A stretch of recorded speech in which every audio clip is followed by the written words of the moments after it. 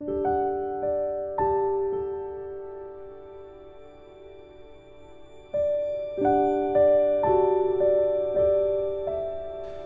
conozco tus obras y tu arduo trabajo y paciencia, y que no puedes soportar a los malos, y has probado a los que se dicen ser apóstoles y no lo son, y los has hallado mentirosos. Y has sufrido y has tenido paciencia y has trabajado arduamente por amor de mi nombre y no has desmayado. Pero tengo contra ti que has dejado tu primer amor. Recuerda, por tanto, de dónde has caído y arrepiéntete y haz las primeras obras, pues si no, vendré pronto a ti y quitaré tu candelero de su lugar si no te hubieres arrepentido.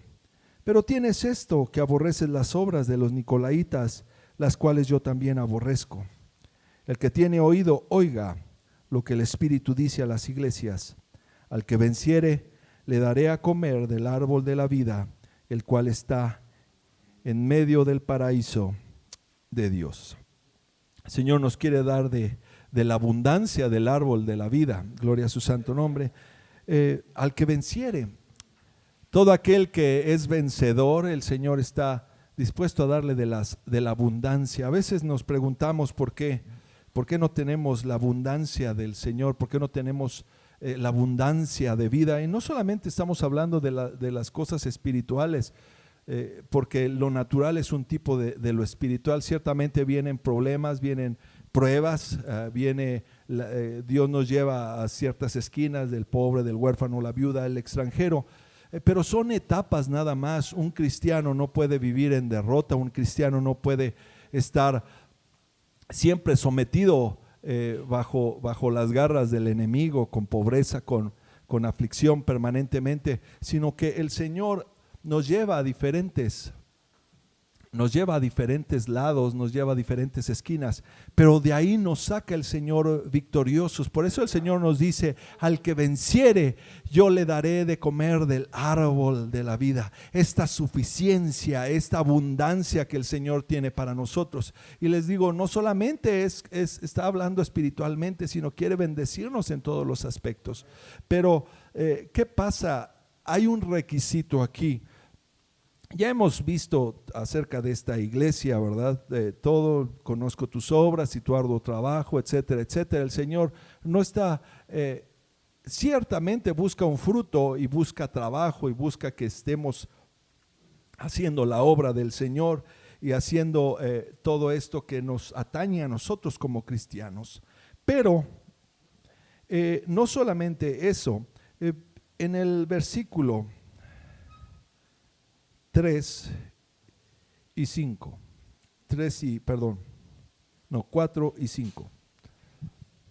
Dice: pero tengo contra ti. Ya le había mencionado todas las cosas buenas, conozco tus obras, tu arduo trabajo, que has probado a los que se dicen ser apóstoles, no lo son, los has hallado mentirosos, has sufrido, has tenido paciencia, trabajado arduamente por amor de mi nombre, y no has desmayado. Todas esas cosas son buenas. En el versículo 4 dice: pero tengo contra ti que has dejado tu primer amor. Y vamos a ver qué es nuestro primer amor. Lo vamos a relacionar ahorita. En el versículo 5 nos dice: recuerda, por tanto, de dónde has caído y arrepiéntete y haz las primeras obras, pues si no, vendré pronto a ti y quitaré tu candelero de su lugar si no te hubieres arrepentido. Y les decía que esta palabra, primeras obras, está hablando del primer altar que nosotros tuvimos cuando nosotros fuimos a la sangre del Cordero de Dios. Gloria a su santo nombre. Ahora quiero que vayamos a Lamentaciones. Gloria a su santo nombre. La palabra de Dios es tan maravillosa, tan excelsa, que no se equivoca, y todos los principios del Señor están en la palabra. Nada más que pues debemos de decirle: Señor Espíritu Santo, guíanos a toda verdad, y el Señor nos va a mostrar los principios, cómo aplica un principio de la Escritura, aplica con otro, no es de que se contradiga, sino que se complementa la palabra de Dios para que nosotros podamos entenderlo de una manera más clara. Y en el libro de Timoteo 3, 16 y 17, segunda de Timoteo 3, 16 y 17 nos dice que toda escritura es inspirada divinamente y útil para enseñar, para redarguir, para corregir y para instituir en justicia, para que el hombre de Dios sea perfecto, enteramente instruido para toda buena obra. Y entonces necesitamos toda la escritura para perfeccionarnos, para llegar a la estatura del varón perfecto, gloria a su santo nombre. Y aquí en el libro de Lamentaciones,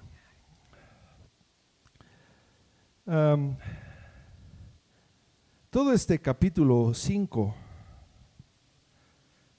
Lamentaciones es un libro donde el profeta Jeremías está llorando por la desolación que vino a Jerusalén. Llegaron los babilonios, se llevaron cautivos a los jóvenes, a los príncipes, y se llevaron los vasos del templo, se llevaron los utensilios santos, dejaron la ciudad con las puertas quemadas, con los muros derribados, la ciudad desolada. Se quedó gente, sí se quedó alguna gente, pero muchos ya habían muerto por el sitio que había durado 2 años del rey Nabucodonosor a la ciudad de Jerusalén. Había durado 2 años, mucha gente se murió de hambre, otros murieron en la guerra. Entonces la ciudad quedó devastada. A nadie nos gustan las guerras por las consecuencias, ¿verdad?, que eso lleva. Y hubo hambre y hubo muertos y la ciudad estuvo devastada, pero el profeta Jeremías fue uno de los pocos que quedó ahí en Jerusalén y llora por la situación de Jerusalén. Y el libro de Lamentaciones es el libro, uno de los, ¿cómo ponerlo? Es el libro de la palabra, por así decirlo. Así como el Salmo 119 es el Salmo de la palabra, porque está ahí, usted lea el Salmo 119 y todo lo que habla es de los mandamientos, de la ley, de su palabra. Por ejemplo, Salmo 119, 105 nos dice: lámpara es a mis pies tu palabra y lumbrera mi camino. Y usted lea cualquier porción del Salmo 119 y le va a hablar acerca de la palabra, de la ley, de los mandamientos del Señor. Y Lamentaciones es algo parecido.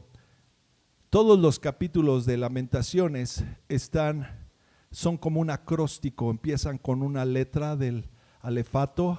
Por ejemplo, empiezan con Aleph y empieza un verso, después el Beit y sigue otro verso, Gamel, etcétera, así, Dalet, y empieza, es un acróstico realmente, y todos los capítulos, los 5 capítulos son un acróstico.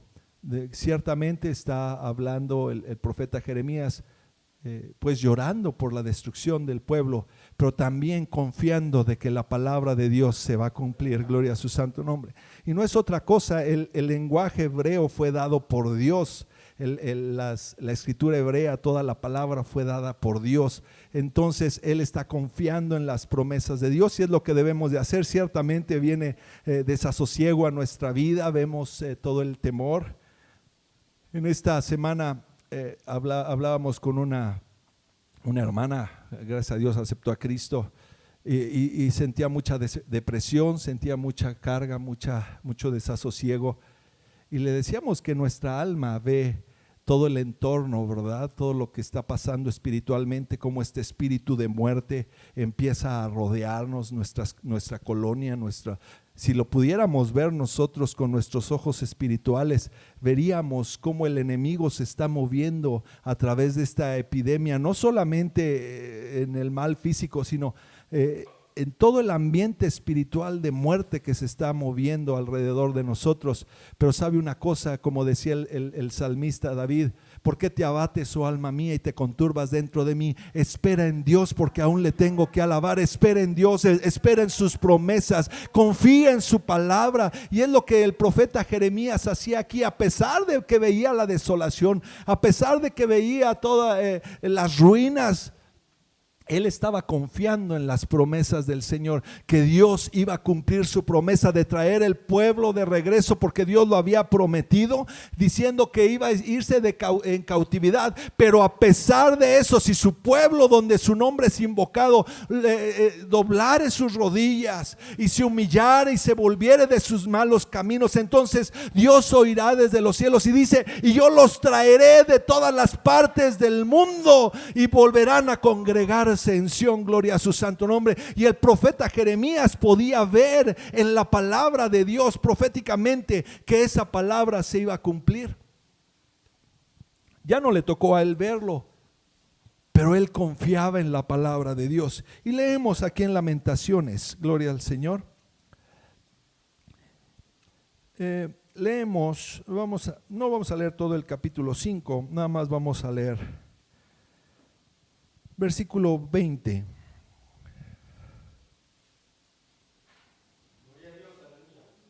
Aleluya. Dice: ¿por qué te olvidas completamente de nosotros si nos abandonas tan largo tiempo? Yo no sé si usted se ha sentido así.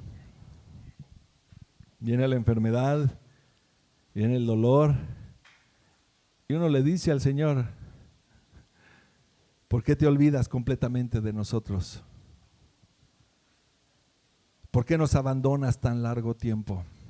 Pero sabe una cosa, el Señor nunca se ha ido, el Señor está ahí. Si tan solo pudiéramos abrir nuestros ojos espirituales, veríamos que el Señor, como buen pastor, nos lleva a través del valle de sombra de muerte. El salmista David, imagínense en el valle de sombra de muerte, pero el salmista David le dijo: Señor, abre mis ojos. Y cuando el Señor abrió sus ojos, él pudo declarar: aunque ande en valle de sombra de muerte, no temeré mal alguno, porque tú estarás conmigo. Porque yo he visto cómo he cruzado el valle de sombra de muerte y siempre has estado ahí. Y en el siguiente valle de sombra de muerte no temeré mal alguno, porque sé que tú estarás conmigo también. Gloria a su santo nombre. Y a veces nos preguntamos: ¿por qué nos abandonas tanto tiempo? ¿Por qué te has olvidado de nosotros? Pero ¿sabe qué es? Es nuestros ojos espirituales que están cerrados, porque no hemos comprendido que la mano de Jehová no se ha acortado, ni hemos comprendido que el brazo de Jehová sigue actuando maravillas, sigue obrando prodigios. Y Dios está ahí para rescatarnos cuando venga alguna amargura, cuando venga alguna aflicción que no podamos solventar nosotros. El Señor está ahí para intervenir. Simplemente está esperando que nosotros confiemos en Él y que cumplamos. El Señor nos quiere dar, leíamos hace rato, que el Señor nos quiere dar de la abundancia del árbol de la vida, pero es necesario que nos volvamos a Él, como dice en el siguiente versículo: vuélvenos, oh Jehová, a ti, y nos volveremos. Renueva nuestros días como al principio. En Apocalipsis decía el Señor: recuerda por tanto de dónde has caído y arrepiéntete. La palabra arrepiéntete en griego es metanoia, metanoio, que quiere decir un cambio de mentalidad. La palabra meta es en griego, significa una transformación. De ahí la palabra metamorfosis, que es decir una transformación de forma, metamorfosis. Pero metanoio quiere decir un cambio de entendimiento, un cambio de mentalidad. Y el Señor está esperando eso cuando nos arrepentimos, que ya no sigamos con la misma mentalidad, que ya no sigamos con los mismos pensamientos, sino que ahora podamos adquirir la mente de Cristo y tener un cambio de mentalidad, un cambio en nuestro intelecto, en nuestros pensamientos, que ahora nuestros pensamientos puedan ser más como Cristo Jesús, gloria a su santo nombre. Pero en hebreo la palabra para arrepentimiento es shuva. Shuva. De ahí teshuva es el arrepentimiento, y la palabra shuva significa arrepentirse, significa convertirse, pero también significa volverse, dar la media vuelta. Gloria a su santo nombre. Y aquí le está diciendo el profeta Jeremías. El profeta Jeremías era un hombre justo, nunca se había desviado de los caminos de Dios. Inclusive llegó a la cárcel porque él no quiso profetizar algo que Dios no le había dicho. Dios había dicho al rey de Judá: ¿sabes qué? Va a llegar Babilonia y va a llegar Nabucodonosor y va a arrasar aquí con todo. Y había falsos profetas ahí con el rey que le dijeron: no, Dios te va a dar la victoria, etcétera, etcétera. Y Jeremías les dijo: no es cierto, no es cierto. Dios ya dijo que va a venir juicio a Jerusalén y se va a cumplir. Y el rey se enojó tanto que lo echaron a una cisterna, a un pozo. Realmente era una cueva. Es una historia larga eso de la cueva de Jeremías. Ahí estuvo escondida el arca por muchos años. Y ahí fue encerrado Jeremías hasta que uno de los siervos del rey se apiadó de él y lo sacaron de ahí de la cisterna. Pero Jeremías era un hombre justo. Sin embargo, él clamaba por el pueblo y decía: vuélvenos a ti y nos volveremos. Y a veces, hermanos, creemos que nosotros podemos solos. Hay gente que dice: voy a dejar de tomar. En otras palabras, me voy a convertir. Voy a dejar de ser un alcohólico, nada más por pura fuerza de voluntad. Y hay quienes lo logran. Hay quienes lo logran por un mes. Hay quienes lo logran por un semestre. Hay quienes lo logran inclusive por años. Pero ¿sabe qué? La mentalidad sigue ahí. El pecado sigue aquí adentro. Por eso Jeremías entendió esto. El Señor nos dice en Apocalipsis: fíjate de dónde has caído, date cuenta, reconoce de dónde has caído y arrepiéntete, vuélvete. Pero sabe una cosa, Jeremías fue más allá. Dice: Señor, vuélvenos a ti y nos volveremos. Solamente que tú hagas la obra. Nosotros vamos en camino equivocado. Solamente que tú hagas que nosotros nos demos la vuelta. Entonces sí, nosotros nos volveremos. Llegaremos hasta donde tú estás. Y hay una línea muy delgada, hermanos. La palabra shuva quiere decir arrepentimiento o shuv. Pero hay una palabra, la misma raíz, shevav, que quiere decir ser apóstata. Fíjese cómo el enemigo toma la palabra y la tergiversa, de tal manera que lo que Dios está buscando es un arrepentimiento, y lo que el enemigo nos muestra es la apostasía. Estamos en los últimos tiempos. Y dice la palabra de Dios que en los últimos tiempos vendrá el espíritu de apostasía. Y lo podemos ver, hermanos, en todo el mundo. Lo podemos ver, hermanos, en nuestras congregaciones. Lo podemos ver, hermanos, en nuestra familia. Como el espíritu de apostasía ha llegado a la casa de Dios y se han dado la vuelta. Tiene el mismo principio, dar la vuelta. Pero shuv quiere decir dar la vuelta al pecado e ir a encontrarnos con Dios. Y apostasía quiere decir dar la vuelta, pero darle la espalda a Dios e ir en pos del pecado. Eso es lo que el enemigo está tratando de hacer con nosotros. Y en Apocalipsis nos dice el Señor, arrepiéntete. Pero es tiempo que le digamos, Señor, ¿cómo me puedo arrepentir si tú no haces que yo me dé la vuelta? Porque solamente tú tienes el poder. Vuélvenos a ti y nos volveremos.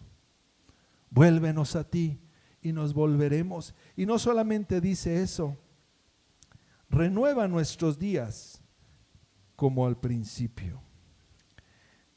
Y esta palabra renueva es Hadash.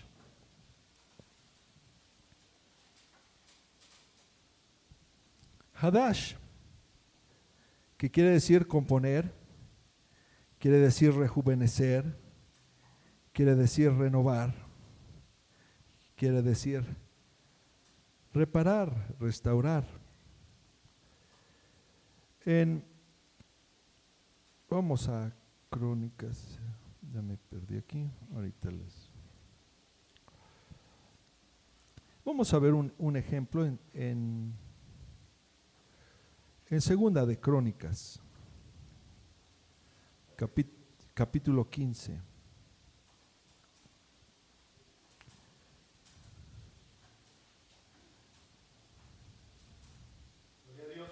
Aleluya. Bendiga el nombre del Señor. Santo es tu nombre. Está hablando de un rey de Judá, el rey Asa.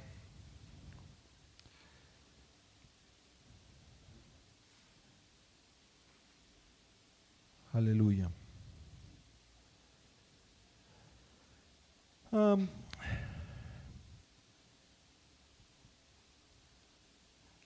Asa era hijo de Abías. Abías era nieto de Salomón. Conocemos la historia. Salomón se desvió de las cosas de Dios. Al final, al final se convirtió. Lo podemos saber por el libro de Eclesiastés, que dice: el final de todas las cosas, el final de todo discurso es este. Pues hay que hacer la voluntad de Dios, ¿verdad? Entonces, él dice: soy viejo y he envejecido y he visto, ¿verdad? Que no hay justo desamparado, ni su simiente que mendigue pan. También dice, pues que todo es vanidad de vanidades. Él reconoció al final, pero fue muy tarde, porque Dios ya había mandado juicio a su reino, y el reino se dividió. Por un lado su hijo Roboam, y por el otro lado Jeroboam dio Jeroboam pues obtuvo las otras 10 tribus, y así sucedió la historia. Estamos hablando, el hijo de Roboam fue Abías, que hizo lo recto delante de Dios. Y también Asa, el hijo de Abías, el bisnieto de Salomón, hizo lo recto delante de Dios. Y vamos a leer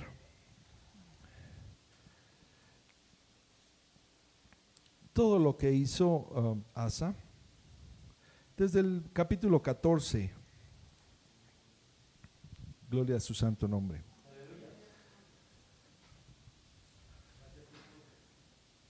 Dice: durmió Abías con sus padres y fue sepultado en la ciudad de David, y reinó en su lugar su hijo Asa, en cuyos días tuvo sosiego el país por 10 años.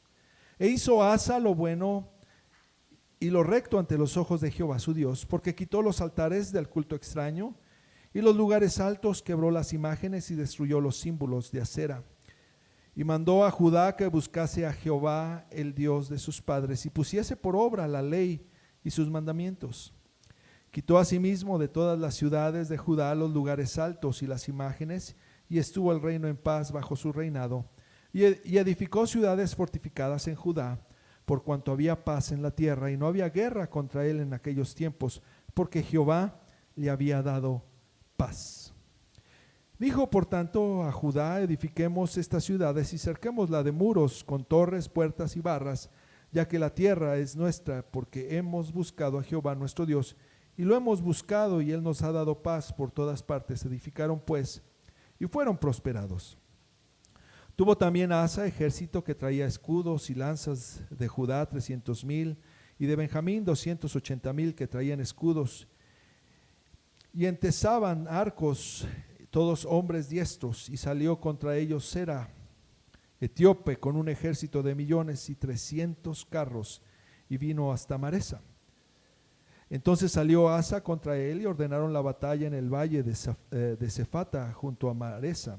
Y clamó Asa a Jehová su Dios y dijo: oh Jehová, para ti no hay diferencia alguna en dar ayuda al poderoso o al que no tiene fuerzas.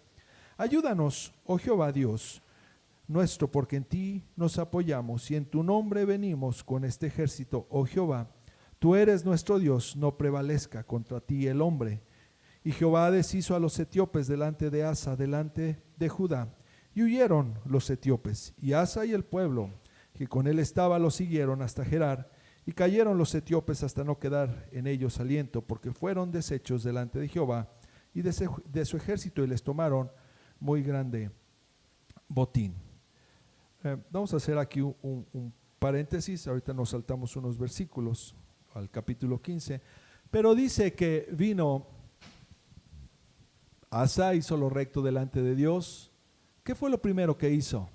Dice que quitó todos los altares que había en las montañas, en los lugares altos, altares que sus ancestros habían edificado, el pueblo había edificado, inclusive los mismos reyes, a dioses extraños. Ese es el principio realmente del arrepentimiento. Si nosotros vemos, el primer mandamiento es: yo soy Jehová tu Dios. El segundo mandamiento: no tendrás dioses ajenos delante de mí, no te harás imagen ni ninguna semejanza de cosa que esté arriba en el cielo. El Señor, si quiere que nosotros tengamos un arrepentimiento, y el primer paso es derribar los altares que tenemos. Y esto hizo Asa.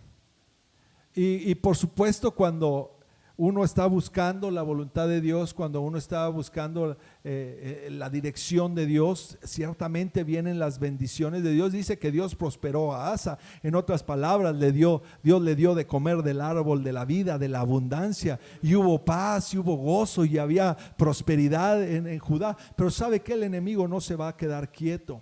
Y dice aquí que se levantó Sera del reino de los etíopes con 1,000,000, más bien dice millones de soldados y 300 carros.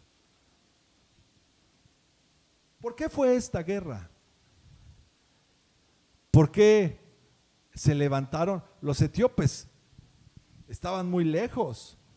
Estamos hablando que estaban abajo de Egipto, y tuvieron que subir a Egipto, cruzar todo el desierto y llegar hasta Judea. ¿Por qué el pleito con los etíopes? ¿Por qué los etíopes mejor no fueron a conquistar más abajo, o fueron a conquistar a los egipcios, o a Moab, que estaban ahí en el camino, o a los madianitas? Cuando Salomón estaba en el apogeo de su gloria, dice la escritura que vino la reina de Saba, la reina de los etíopes, a ver la grandeza de Salomón. Y bueno, sabemos la historia de Salomón, que era todo un don Juan, ¿verdad? ¿Sí? Y la tradición judía, la historia judía dice que la reina de Saba tuvo un hijo de Salomón. Pero cuando ya se iba la reina de Saba, se regresaba, porque estuvo mucho tiempo ahí en Jerusalén. Cuando se regresaba, eso es lo que dice la tradición judía, Salomón le regaló una réplica del arca, porque la reina lo pidió. Dijo: dame una réplica del arca, quiero ver cómo es el arca. Y mandó a hacer un arca de la alianza, el que estaba en el lugar santísimo, en el templo de Salomón, que ya había sido construido, santificado, y la gloria de Dios había descendido. Y dice la historia judía que la reina de Saba fue en la noche antes, mandó a sus hombres en la noche antes de irse y cambió el arca que le había dado Salomón, cambió su arca por la que estaba en el lugar santísimo. Pero lo que no contaba es que Salomón era demasiado sabio y le había dado la original. Entonces cuando ella fue a hacer el cambio, puso la original en el lugar santísimo y se llevó la réplica. Dice que Salomón era el hombre más sabio de verdad que ha existido. Y entonces eso hizo Salomón. Eso es lo que cuenta la historia judía.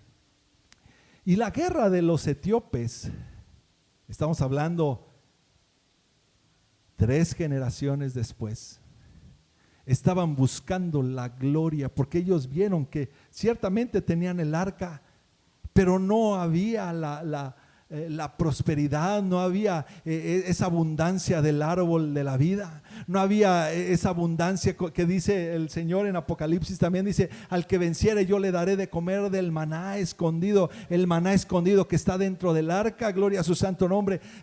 Cuando uno está bajo la soberanía de Dios, cuando uno tiene la cabeza de Dios como guianza, hay prosperidad. El Señor bendice nuestro camino, el Señor prospera todo lo que nosotros emprendemos, el Señor nos bendice de muchas formas, de todas las maneras posibles. Y ellos pudieron ver que el arca que estaba ahí no tenía la gloria de Dios. Por eso los etíopes fueron y cruzaron todo el norte de África, cruzaron el desierto y fueron a hacer guerra contra Judá, precisamente porque querían el arca. Y hasta la fecha los etíopes dicen que tienen el arca en una isla de un río, pero si ustedes se dan cuenta, Etiopía es uno de los países más pobres, que sufre más hambre. ¿Por qué? Porque la gloria de Dios no está ahí. La gloria de Dios no está ahí. Y no tengo nada en contra de los etíopes, ¿verdad? Pero es historia. Y fueron los etíopes a hacer guerra a Judá porque querían la gloria de Dios. Y nos vamos a saltar, ya leímos que Dios le dio la victoria.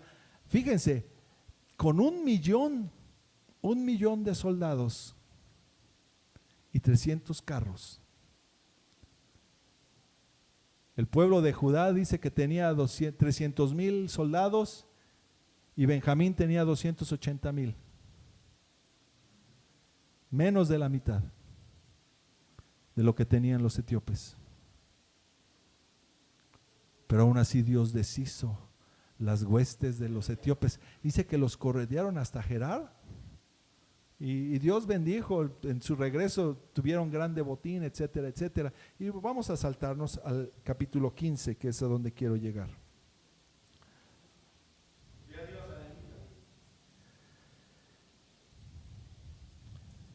Vino el Espíritu de Dios sobre Azarías, hijo de Obed, un profeta, y salió al encuentro de Asa y le dijo: oídme, Asa y todo Judá y Benjamín, Jehová estará con vosotros si vosotros estuviereis con él.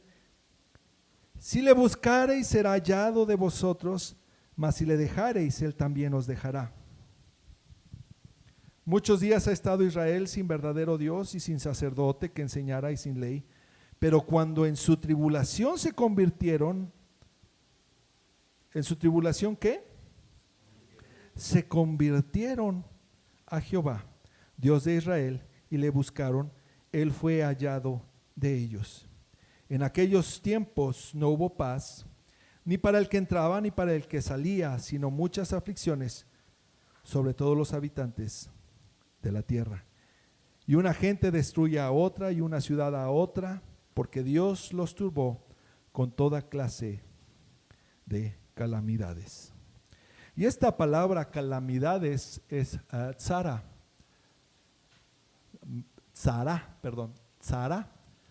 y es la raíz de zarat, que quiere decir lepra. Quiere decir que cuando el pueblo de Israel se alejaba de Dios, venía toda clase de calamidades, venía toda clase de plagas, venía toda clase de aflicción. Y podemos ver esto en el día de hoy. El pueblo, el país, el mundo se aleja de los principios de Dios y llegan las calamidades, llega la plaga, por así decirlo, llegó la lepra. Alguien estaba, mi esposa estaba oyendo una predicación hoy en la mañana de Dante Gebel y dice, parecemos leprosos. Parecemos leprosos. Antes, cuando había un leproso, ¿qué hacían? Todos de lejitos, ¿verdad? Y de hecho en la Edad Media los leprosos tenían que caminar con un bastón, con una campanita. Y ya sabían que venía un leproso y ya la gente se apartaba. Y ahorita pues no hay campanita, pero cualquiera que tose es leproso. La calamidad ya llegó a la vida. Pero ¿sabe qué? Aquí el profeta le está diciendo al rey Asa, fíjate, todas las veces que el pueblo buscó de Dios, Dios los bendijo, y Dios restauró, y Dios prosperó, y Dios sanó. Y así venía mucha gente a pelear, y Dios les daba la batalla. Pero cuando el pueblo se alejaba, dice, no había ni siquiera necesidad que viniera un pueblo enemigo. Ciudad contra ciudad se estaban peleando. Venía la calamidad, venía las plagas, venía la enfermedad. Pero dice, si buscas a Dios, Él puede ser hallado. Pero si lo dejas, Él también se va a alejar de ti. Qué cosa tan tremenda. Y seguimos leyendo. Pero esforzaos vosotros y no desfallezcan vuestras manos, pues hay recompensa para vuestra obra. Y yo quiero que leas conmigo este versículo 8. Cuando oyó Asa las palabras y la profecía del profeta Azarías, hijo de Obed, cobró ánimo y quitó los ídolos abominables de toda la tierra de Judá y de Benjamín, y de las ciudades que él había tomado en la parte montañosa de Efraín, y reparó el altar de Jehová que estaba delante del pórtico de Jehová. Cuando oyó la palabra de Jehová por parte del profeta Azarías, dice que ¿qué? Que él cobró ánimo. Hubo algo en su interior que cobró ánimo. En el Salmo 103 nos dice, bendice alma mía Jehová y no olvides ninguno de sus beneficios. Bendice alma mía Jehová. Y bendiga, ya me confundí. Bendice alma mía Jehová y bendigan todas mis entrañas su santo nombre. Bendice alma mía Jehová y no olvides ninguno de sus beneficios.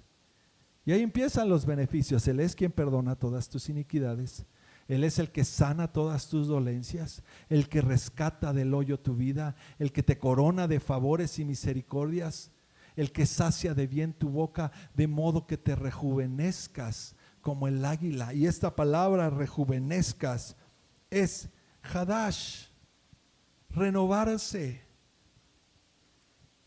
Lo mismo que decía el profeta Jeremías, renueva nuestros días como en el principio. Y saben que cuando el rey Asa escuchó la voz de Jehová a través del profeta Azarías, ¿saben qué pasó? El Señor vino. Él es quien sacia de bien tu boca, de modo que te rejuvenezcas como el águila, de modo que tengas esta renovación, gloria a su santo nombre. Y dice que el profeta, el rey Asa tomó ánimo, cobró ánimo, algo dentro de él empezó a renovarse, algo dentro de él empezó a cambiar, empezó a rejuvenecer, gloria a su santo nombre. Y lo primero que hizo, dice, fue y quitó todos los ídolos que habían quedado.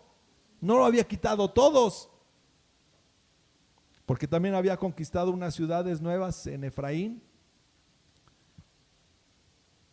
Y lo segundo que hizo, dice, reparó el altar de Jehová que estaba delante del pórtico de Jehová. En otras palabras, el templo de Salomón, Ahí en la entrada estaba el altar, pero ¿sabes qué? El altar estaba destruido, el altar estaba derribado. En Apocalipsis nos decía el Señor, haz las primeras obras. Y les decía que en griego quiere decir tu altar. Restaura tu altar. Restaura tu altar. Renueva, Hadash. El profeta Jeremías en Lamentaciones le está diciendo al Señor, renueva nuestros días como en el principio. Renueva nuestros días como en el principio. Y esta palabra principio es Kedem, la eternidad Kedem. Y esta eternidad Kedem es la primera eternidad cuando el propósito de Dios se dio a conocer. El Padre estaba solo. ¿Qué estaba diciendo el profeta Jeremías? Renueva nuestros días como en el principio. Que no importe nada más, sino que el propósito del Padre se lleve a cabo. Cuando el Padre pensó en el propósito de dar a conocer su nombre y gloria a su santo nombre, todavía ni siquiera veníamos a existencia, todavía ni siquiera estábamos en los lomos del Padre, pero Él en su infinito amor quiso dar a conocer la gloria de su amor infinito hacia nosotros, quiso dar a conocer su nombre. Y en la siguiente eternidad, en la eternidad Olam, es donde surge el Hijo de dentro de Él y empiezan a formar todo, gloria a su santo nombre. Pero dice, vuélvenos a esa eternidad que donde lo único que importa es el propósito del Padre, que se cumpla la voluntad del Padre. Y esta palabra Kedem también quiere decir oriente. Y cuando hablamos de oriente, hablamos de la entrada del tabernáculo, exactamente donde está el altar. Renueva nuestros días, que volvamos, Señor, a empezar desde el inicio, desde los pies, desde restaurar el altar que ha sido derribado, que ha sido pisoteado. Así de fácil es. Vuélvenos a ti, nos volveremos. Pero ¿sabe dónde viene el arrepentimiento? A los pies del Hijo, ahí en el altar. Pero necesitamos renovar, necesitamos reparar, restaurar ese altar que ha sido dañado.